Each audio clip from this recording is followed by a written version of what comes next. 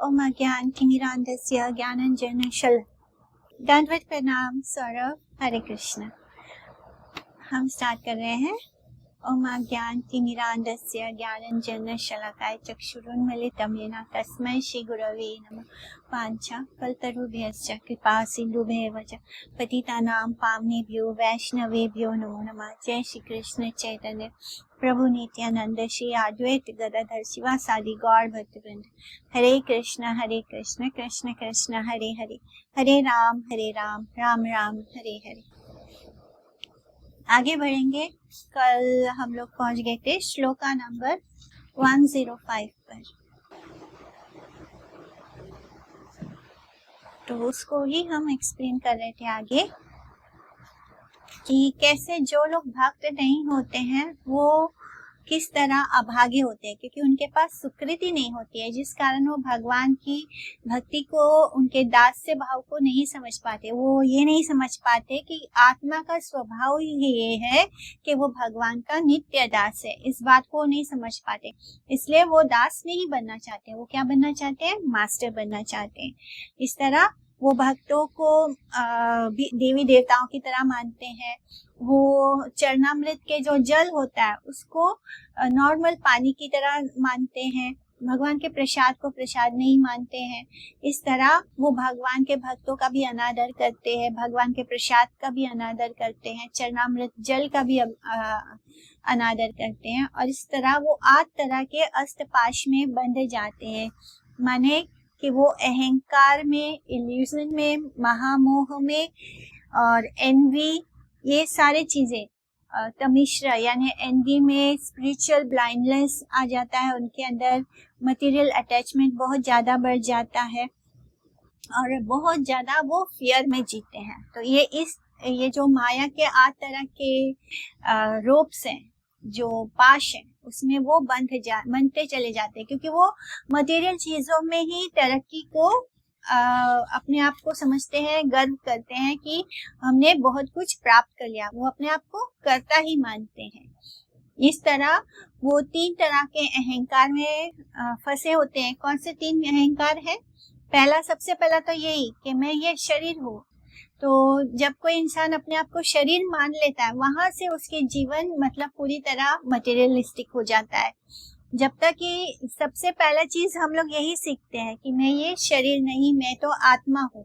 लेकिन जब तक ये रियलाइजेशन नहीं आता, ये जो ग्रॉस अहंकार है हमारा, सबसे पहला यही है कि मैं ये शरीर हूँ, और यहाँ से सब प्रॉब्लम स्टार्ट हो जाते हैं। तो पहला अहंकार तो यही है कि मैं ये शरीर हूँ। दूसरा अहंकार ये है कि मैं करता हूँ, यानी जो कुछ भी हो रहा है वो सब मैंने किया है। जब तक अच्छा हो रहा है जीवन में, हम बहुत गर्व के साथ बोलते हैं कि ये मैंने किया, वो मैंने किया। ये नहीं जानते हैं कि ये सब करने वाले भी भगवान ही हैं। तो हम अपने आप को कर्ता मानते हैं। तो ये हमारा दूसरा सबसे बड़ा अहंकार। तीसरा अहंकार क्या है? कि हम अपने आप को भोक्ता मानते हैं, यानी हम सोचते हैं कि जो कुछ भी इस संसार में है वो सब हमारे भोग के लिए, जबकि रियलिटी ये है कि करने वाले भी भगवान हैं, भोगने वाले भी भगवान हैं। सब कुछ जब हम कृष्ण की भोग के लिए लगाते हैं, तभी वो हम प्रसाद के रूप में पा सकते हैं। अदरवाइज हम अगर अपने आप को भोक्ता मानेंगे तो उसके कारण क्या होगा? हम सिर्फ वो अच्छी चीज को नहीं भोगेंगे, उसके साथ हम सेंस ग्रेटिफिकेशन के साथ साथ हम दुख भी भोगने वाले हैं, उसके साथ दुख भी आएगा। तो इस तरह ये 3 अहंकार है। एक तो मैं ये शरीर हूँ, दूसरा कि मैं करता हूँ, आई एम द डूअर, तीसरा कि मैं इंजॉयर हूँ, मैं भोगता हूँ। अब आगे बढ़ते हैं जहाँ से हमने कल छोड़ा है कि उस प्रकार के चिद विलास से रहित एवं अचिद विलास में प्रमत्त ये अभागे लोग, चिद विलास यानी जो चिद आनंद है, जो ट्रांसेंडेंटल है, उससे वो लोग रहित हैं। और अचिद विलास जो मटेरियल चीज है, उसमें ये लोग पागल हैं, अभागे। ऐसे लोगों को अभागा कहा गया है कि जो भगवान और भगवान के भक्तों के वैशिष्ट दर्शन में असमर्थता के कारण, यानी वो लोग ना तो भगवान को इम्पोर्टेंस जानते हैं, ना भगवान के अस्तित्व को ही मानते हैं, और ना भक्तों भक्तों का क्या इम्पोर्टेंस है ना तो वो ही समझ पाते हैं। तो इन दोनों में उनकी असमर्थता के कारण निर्विशेष की कल्पना किया करते हैं, यानी मैं ही भगवान हूँ। तो निर्विशेष यानी मायावाद फिलॉसफी कि भगवान का कोई रूप आकार नहीं है, तो मतलब वो लोग क्या मानते हैं कि मैं ही भगवान हूँ। तो निर्विशेष की वो कल्पना किया करते हैं, और जब ये विचार आ गया कि मैं ही भगवान हूँ तो सब भोग मेरे लिए ही है, यानी इस संसार की हर चीज हर वस्तु मेरे भोग के लिए हो जाती है।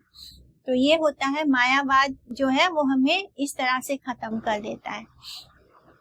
भाग्यहीन कर्मी कुल प्रापंचिक विचार के द्वारा माया से आवृत एवं विक्षिप्त होता है, यानी ऐसे लोगों पर माया का प्रभाव होने के कारण वो पागल से ही होते हैं।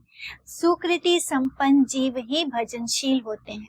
जिनके पास सुकृति होती है वो ही जीवात्मा भगवान का भजन कर सकता है। अगर सुकृति नहीं है तो आपसे भजन भी नहीं होगा, ना भगवान के मार्ग में चलेंगे, ना ही आपको साधु संग प्राप्त होगा। तो सुकृति इज सो इम्पोर्टेंट कि सुकृति संपन्न जीव ही भजनशील होते हैं। सच्चिद आनंद वस्तु की सेवा ही नित्य जीव आत्मा चिद वस्तु का अंश चित्त कर्ण जीवों की नृत्य वृत्ति है। यानी हम क्या है, भगवान जो है, हम भगवान के पार्ट एंड पार्सल है, यानी चिद वस्तु का अंश और चित्त कर्ण। हम भगवान के पार्ट भी है और उनके पार्सल भी है, और हम चित्त कर्ण है, यानी उस चिद वस्तु का एक छोटा सा हिस्सा है। इस तरह जीवात्मा जो है वो भगवान का ही हिस्सा है। उस सच्चिद आनंद वस्तु की सेवा ही हमारा नित्य धर्म है। इस सच्चाई को ना समझने के कारण दुष्कृतिशाली व्यक्ति, जिनके पास सुकृति नहीं है, उनको दुष्कृतिशाली कहा गया है। ऐसे दुष्कृतिशाली व्यक्ति त्रिविधा अहंकार से, तो अभी जो मैंने 3 अहंकार बताए, ऐसे त्रिविधा अहंकार के चलित होकर मानव जन्म की निष्फलता का आह्वान करते हैं। यानी मानव जन्म प्राप्त करके भी उसको निष्फल कर दिया। मानव जन्म में आकर कृष्ण को नहीं भजा तो क्या किया, हमें और एक पशु में कोई अंतर नहीं। एक पशु भी पूरा जीवन ऐसे बिता के भोग करके मर जाता है। अगर एक मनुष्य भी ऐसे ही भोग करके मर जाए तो उसके जीवन में और पशु के जीवन में कोई अंतर नहीं। ऐसे मनुष्य को क्या कहते हैं, कृपण कहते हैं। तो ऐसे कृपण मनुष्य की तरह वो अपने मानव देह का वेस्ट कर देना, यानी मनुष्य जन्म प्राप्त करके भी अगर भगवान को पाने की इच्छा ना की तो क्या किया हमने, मनुष्य जीवन को बेकार कर दिया।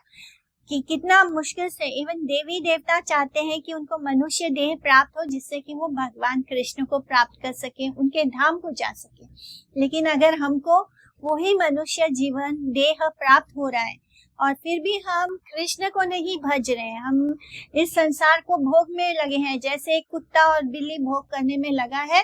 अगर हम भी मनुष्य होकर भी वही काम कर रहे हैं तो मेरे में और उस कुत्ते बिल्ली में कोई अंतर नहीं है। इस तरह वो दुष्कृतिशाली व्यक्ति 3 अहंकार से, त्रिविधा अहंकार से चलित होकर मानव जन्म की निष्फलता का आह्वान करता है। प्रकृति से उत्पन्न वस्तु समूह प्राकृत राज्य के उच्च वच्च भाव बड़े छोटे की धारणा में अवस्थित है।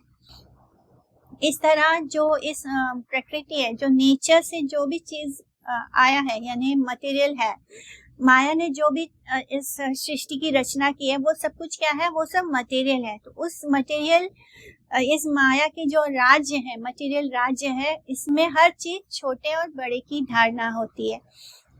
एक को प्रभु तो दूसरे को दास रूप में नियुक्त कर देने से ये भेद जीवों को कष्ट देता है। तो एक प्रभु बन जाता है, एक मास्टर बन जाता है, दूसरा दास बन जाता है। तो इस जो मटेरियल है यहाँ पे कोई इक्वल नहीं है, यहाँ पे छोटा बड़ा का भेदभाव है। इसके कारण क्या होता है, जीवों के अंदर कष्ट होता है।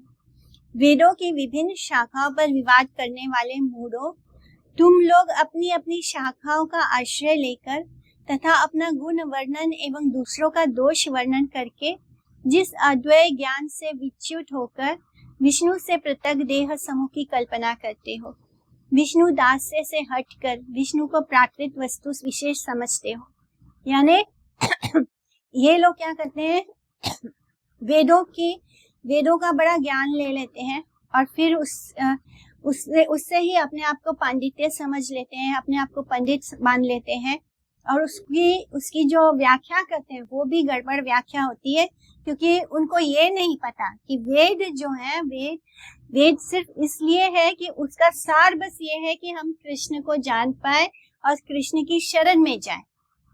लेकिन अगर वेद को पढ़ के भी कोई कृष्ण में ना जाकर इस मटेरियल वर्ल्ड में ही अपने जीवन को और मटेरियली प्रोग्रेसिव बनाना चाहता है तो उसने वेदों का गलत मतलब निकाला है।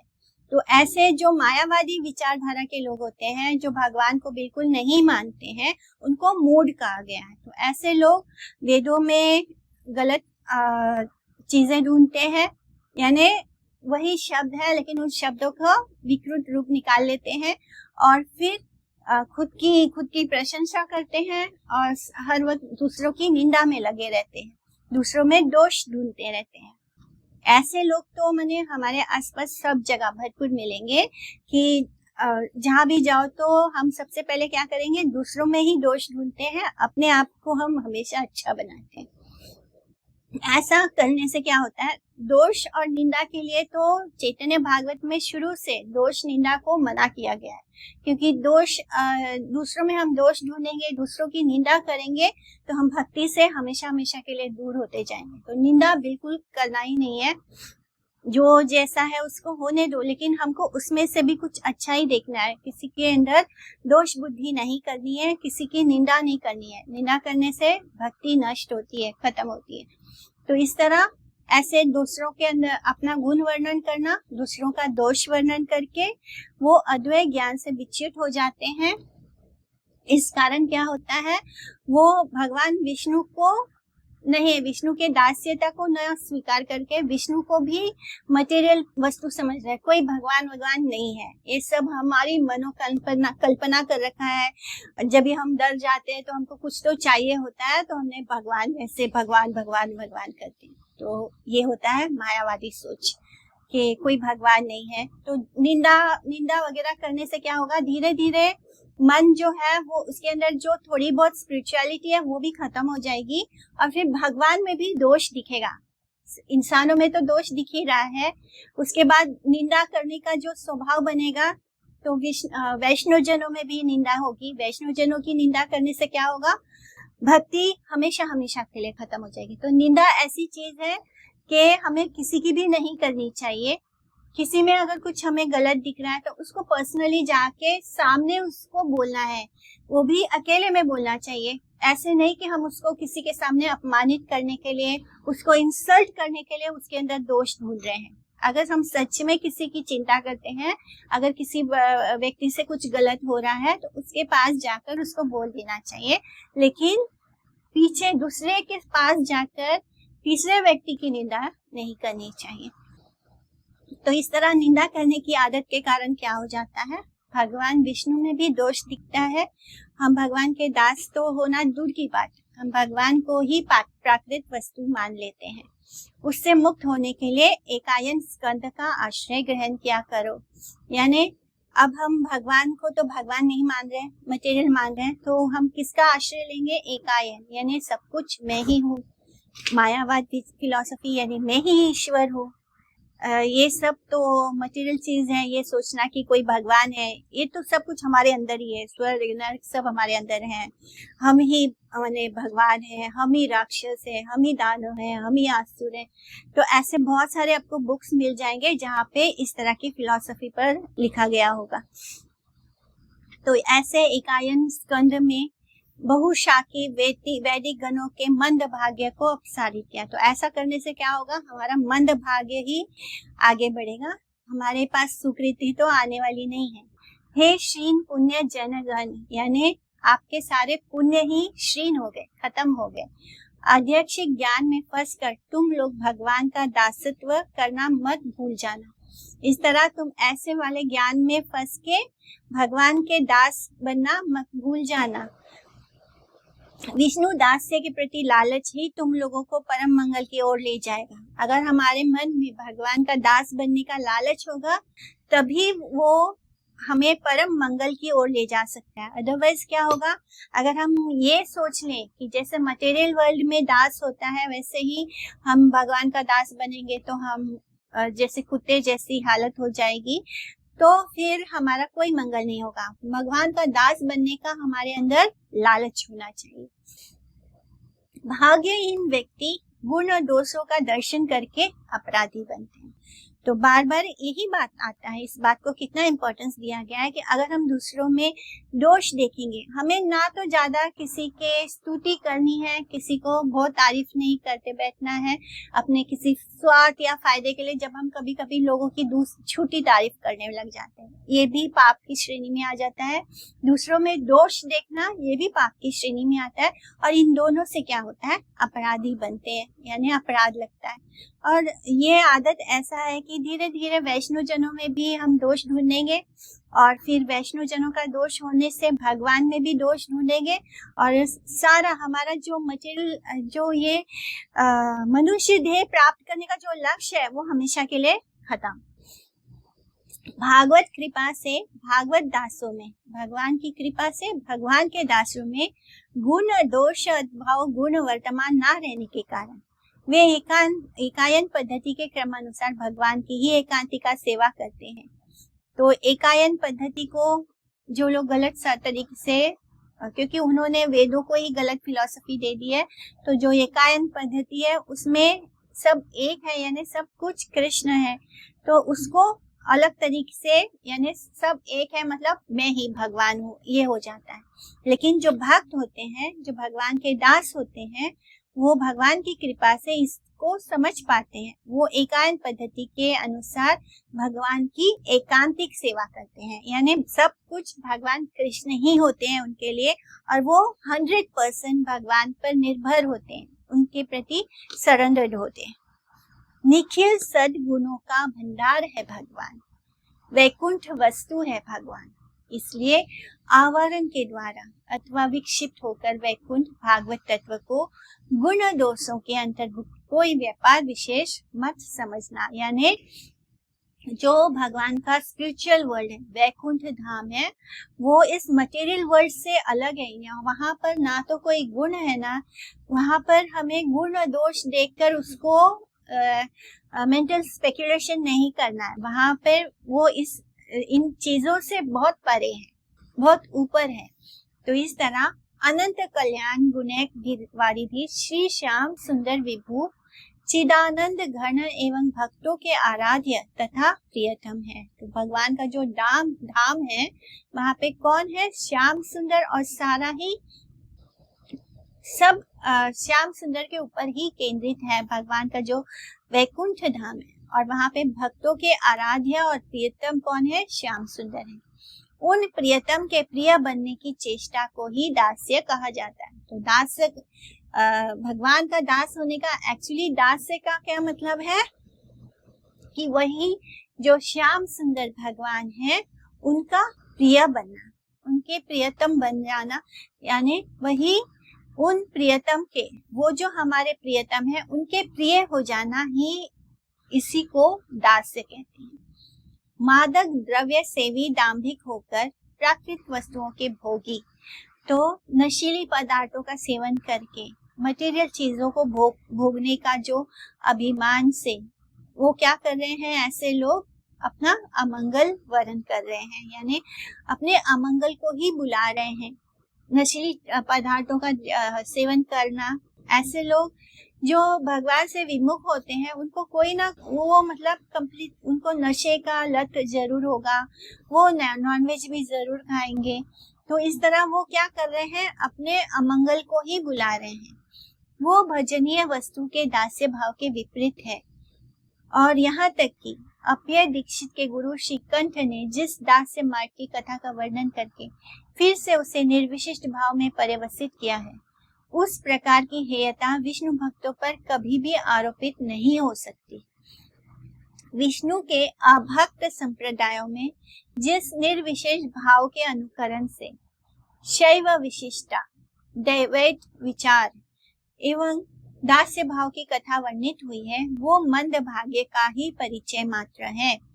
तो जो निर्विशेषवादी भाव है उसके यानी मायावादी विचारों का अनुकरण करके शैव विशिष्टता, शैव अद्वैत विचार यानी जो शिव जी के भक्त हैं वो भी मायावादी विचार को ही फॉलो कर रहे हैं, जिसके कारण वो क्या कर रहे हैं, वो अपने मंद भाग्य का ही परिचय कर रहे हैं।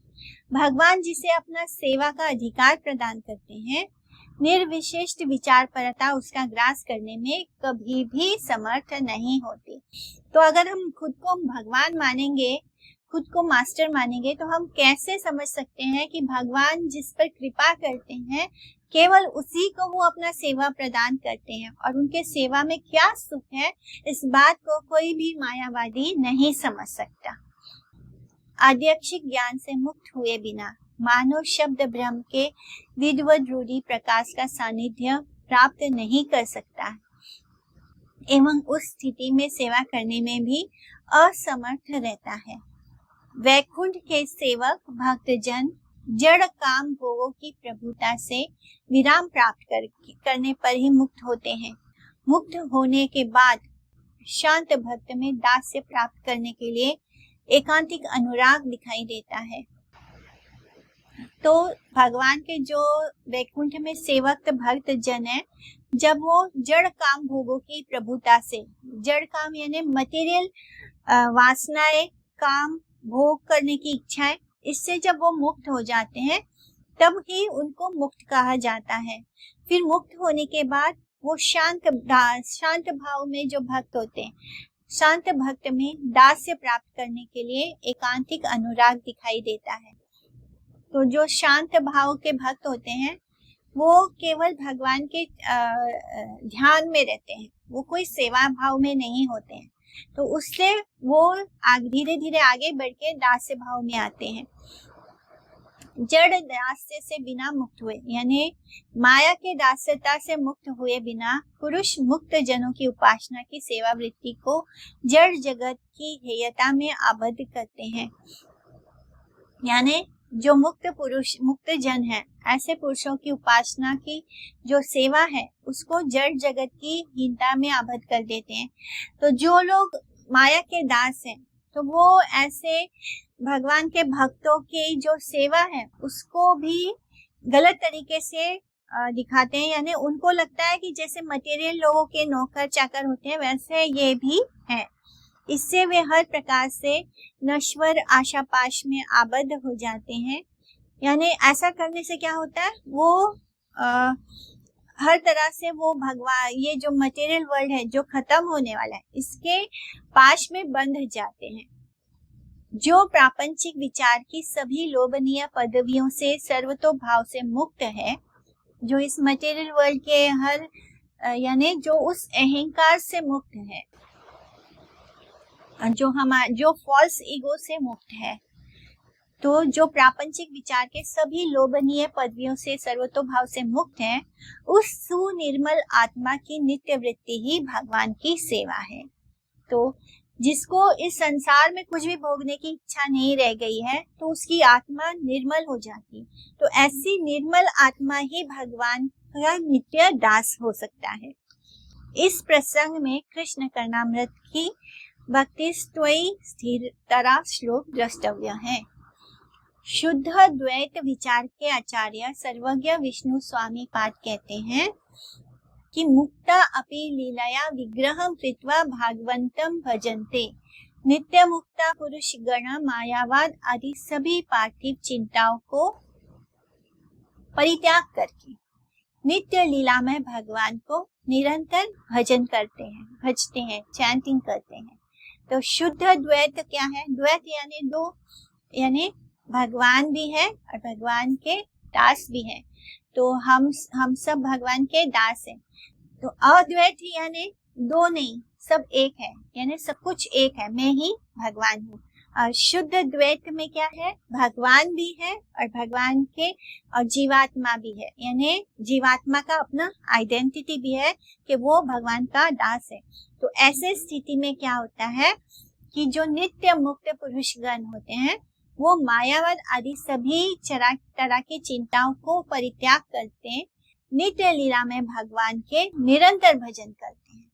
परंतु उसके बाद के काल में श्रीकंठ आदि शैव विशिष्ट द्वैतवादी एवं उनके अनुचर अप्य दीक्षित आदि निर्विष्ट केवला द्वैतवादी शंकराचार्य आदि के विचारों को ग्रहण करके नश्वर भक्ति के परिणाम में निर्विशेष की कल्पना करते हैं।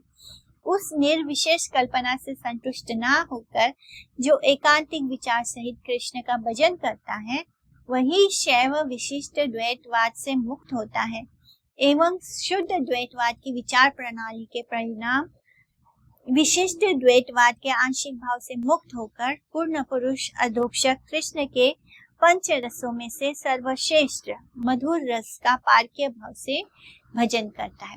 तो क्या होता है कि जो नित्य मुक्त पुरुष गण है वो मायावाद आदि सब चिंताओं से मुक्त होकर भगवान का निरंतर भजन करते हैं, लेकिन उसके बाद वो किसी शैव जो मायावाद फिलॉसफी को, जो शंकराचार्य की फिलॉसफी है कि सब कुछ एक है, केवल अद्वैतवादी, ऐसे विचारों को ग्रहण कर लेने से क्या होता है, वो अपनी भक्ति के को यानी वो ये मान लेते हैं कि मैं ही भगवान हूँ, ये वाली कल्पना आ जाने से, उस निर्विशेष कल्पना से वो, अगर वो कल्पना आती है यानी भगवान और मैं एक ही है, तो वो अपना जो भक्ति का मार्ग है उसको खत्म कर लेते हैं। लेकिन वो चीज सामने आने पर भी वो संतुष्ट ना होकर भगवान की एकांतिक विचार सहित कृष्ण का भजन करते हैं और फिर ऐसे व्यक्ति को शैव विशिष्ट द्वैतवाद से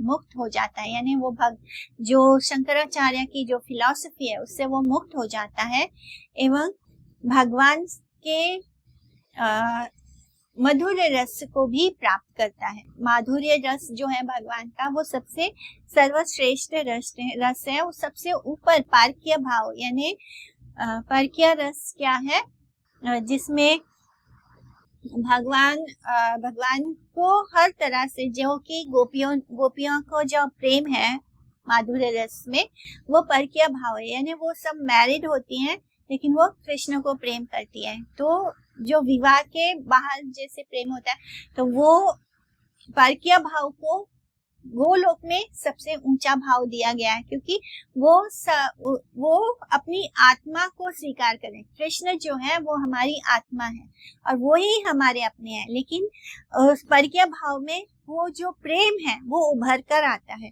जब राधा रानी अपनी सास को, अपने हस्बैंड को ऐसे छुप के कृष्ण से मिलने जाती हैं, तो क्या होता है, प्रेम जो होता है वो एकदम हाइट पे होता है। लेकिन अगर कृष्ण और राधा रानी का विवाह हो जाए तो उनके बीच में कुछ छुपकर मिलना वगैरह नहीं होगा, जिससे कि जो विरह नहीं आएगा। प्रेम में जब विरह नहीं आएगा तो प्रेम का भाव नहीं आएगा। तो ये इसको ऐसे समझना है कि कृष्ण जो है वो हम सबके पति हैं, लेकिन कृष्ण जो है उस प्रेम को बहुत अधिकता से महसूस करना चाहते हैं। इसलिए जब हम ब्रज की लीला देखते हैं तो उसमें हमें पता है कि जब ब्रह्म विमोहन लीला हुआ था तो कृष्ण ही सारे बाल ग्वाल बन गए थे और पौर्णमासी देवी के कहने पर सभी गांव वालों ने, ब्रजवासियों ने क्या किया था, उनका विवाह करा दिया था। लेकिन विवाह, उन गोपियों का जो विवाह हुआ था वो सबका विवाह किससे हुआ था, कृष्ण के साथ हुआ था। पर दिख कैसे रहा था कि उनका अलग अलग ग्वाल बालों से विवाह हुआ है। तो मूल में क्या है, मूल में कृष्ण ही सबके पति हैं, पर कृष्ण उस परक्या रस को चखना चाहते हैं, उस प्रेम को चखना चाहते हैं, क्योंकि उस प्रेम में आनंद है, परक्या रस में आनंद है। इसलिए उन्होंने पहले तो वो खुद ही सारे बाल बन के सब गोपियों से विवाह कर लेते हैं। इवन राधा रानी का विवाह हुआ था तो तब राधा जो उनके पति हैं वो भी कृष्ण के ही शैडो है और उनके विवाह के समय भी कृष्ण उनके गोद में जाकर बैठ गए थे और फिर वो छल से कृष्ण राधा रानी के साथ फेरे लेते हैं, उनकी मांग भरते हैं, लेकिन छल से करते हैं तो किसी को आसपास पता नहीं चलता, सबको लगता है कि राधा रानी का विवाह अर्जुन से हुआ है। इस तरह अभिमन्यु से हुआ है, उनके पति का नाम अभिमन्यु था। इस तरह दिखता ऐसे है कि ये सब अलग अलग लोगों के घर में है, किंतु वो प्रेम किससे करते हैं? कृष्ण से करते हैं। तो ये होता है परक्या भाव। इस तरह जो भक्त होते हैं वो माधुर्य रस को परक्या भाव में भजन करते हैं। भाष्यकार शब्द से बोधायन के अनुगत विशिष्ट द्वैत विचार परक श्री भाष्य के रचिता श्री रामानुज ने अपने वेदांत संग्रह के नाम के ग्रंथ में बोधायन, टंक, द्रविड़, वोपदेव, कापर्डी एवं भारती इत्यादि विभिन्न मतों के विचारों का उल्लेख किया है। सूत्रों में भी आत्रेय, आश्मर्थर, ओडलमी, कार्षजिनी, कास्कृत्सन, जैमिनी, वादरी आदि के विभिन्न विचार प्रणालियां परमार्थ के परस्पर विचार पाठकों को प्रदर्शित करती हैं। शंकर एवं उनके अनुगत केवल अद्वैत विचार रखने वाले, केवल अद्वैत यानी सब कुछ एक ही है, मायावादी फिलॉसफी आ जाता है, तो विचार रखने वाले व्यक्तियों ने विभिन्न मतवादों की अवतारणा की है। भक्ति पथ आश्रित चारों संप्रदाय के वैष्णवों के 4 प्रकार के भाष्यों में केवल निर्विशेष परता का अनुमोदन नहीं किया गया है। बौद्धि विचार के अनुगत्य में लिंगायत संप्रदाय के भाष्य एवं उस पंथ के अवलंबी शंकर संप्रदाय के भाष्य समूह में भजन का नित्यत्व अस्वीकार करने से उनके विचार से मुक्त अवस्था में निर्विशेष जाड़े की उद्दिष्ट हुआ है।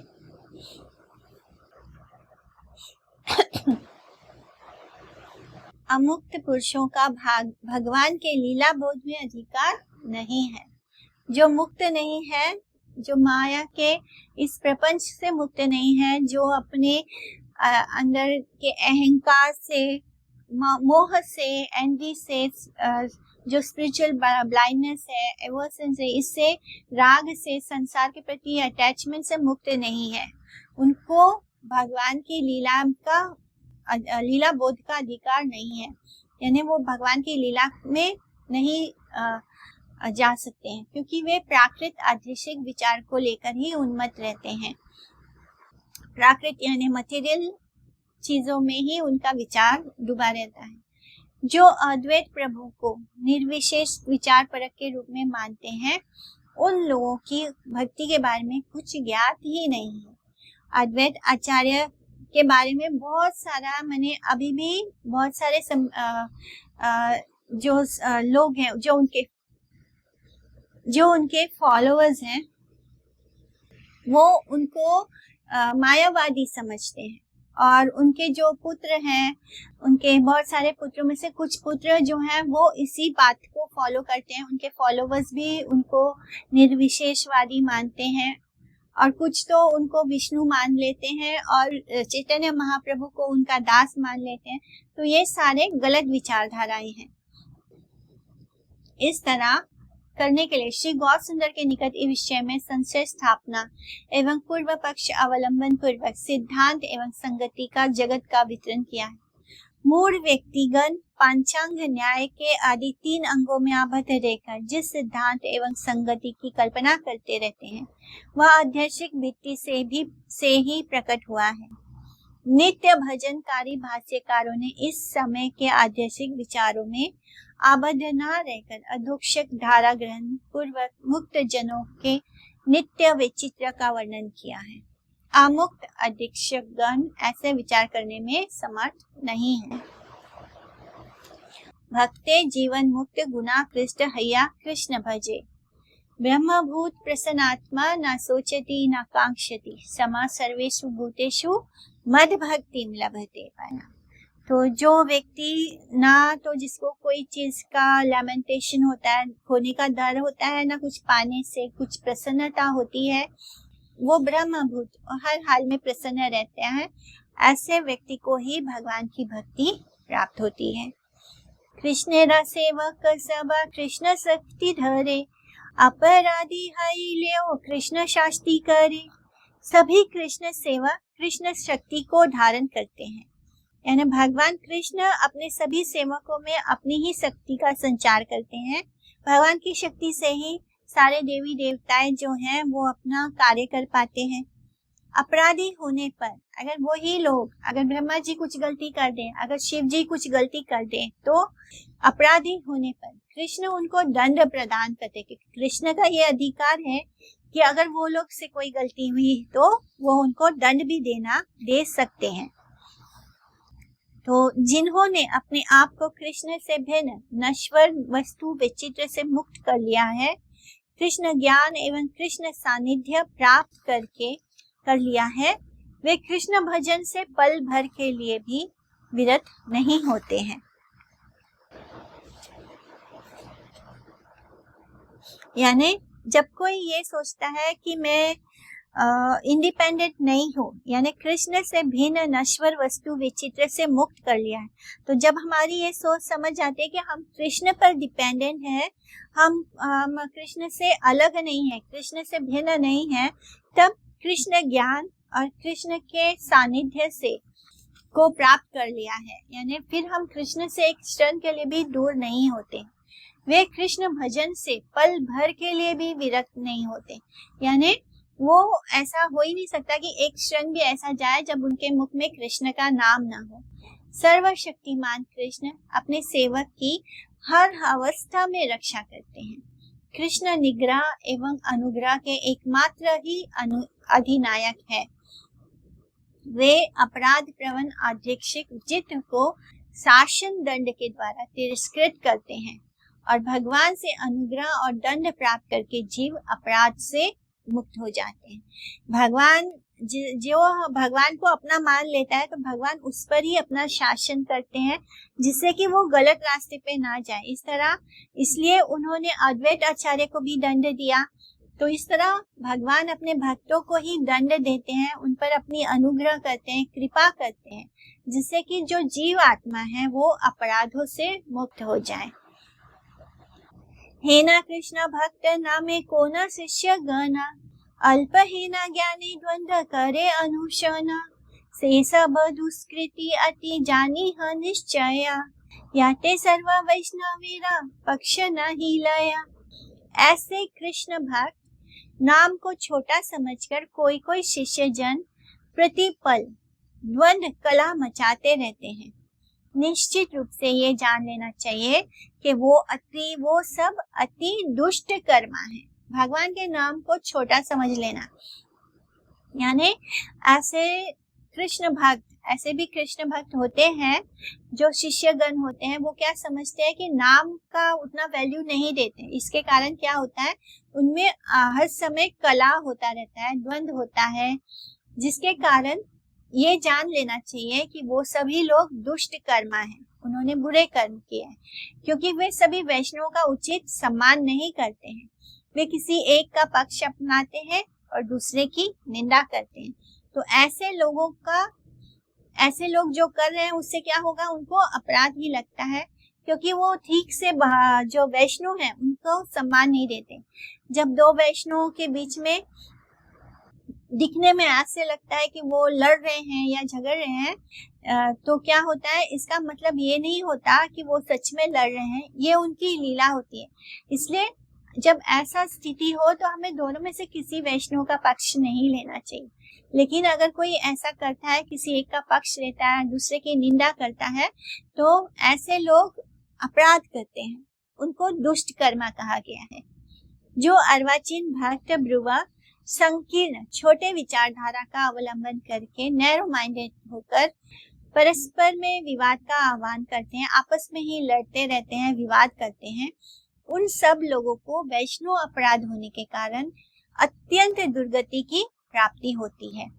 वैष्णव की क्रिया मुद्रा ना समझकर किसी एक का पक्ष ग्रहण करते हुए आध्यात्मिक विचारों को श्रवण करने से वैष्णव के प्रति प्राकृत दृष्टि ही हो जाती है।